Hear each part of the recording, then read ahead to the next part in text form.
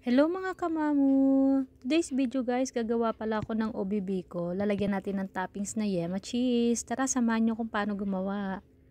Nagsaing lang pala ako dito ng kalahating kilo ng malagkit.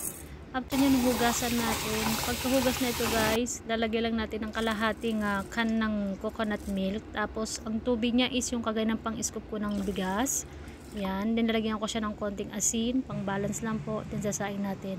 Sa kawali guys, naglagay lang ako ng kalahating coconut milk at saka asukal, 1/4. Inalo ko lang siya at saka yung kanyang ubi flavor. I-mix lang natin siya together. Nag-add na rin pala ako dito ng vanilla powder. Yan, tsaka konting asin lang din. Pag kumulo na siya guys, pwede na natin ilagay yung malagkit na sinain natin kanina.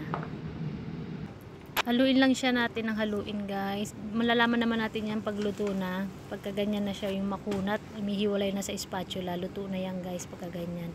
Ready na.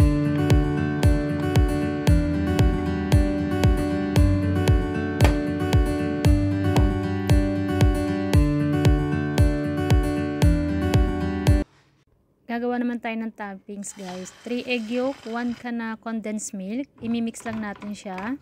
Antayin lang natin siya lumapot sa gustong texture natin. Yan, pagka ganyan na siya, oh. Kulo na siya ng kulo.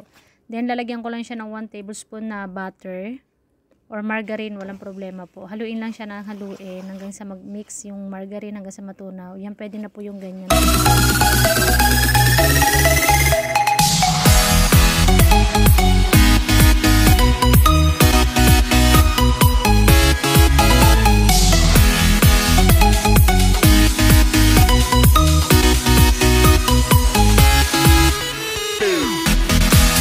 It's done. Thank you for watching po. I hope you like it guys. Kain na po tayo. Tikiman. Yung yaman, sarap niyan.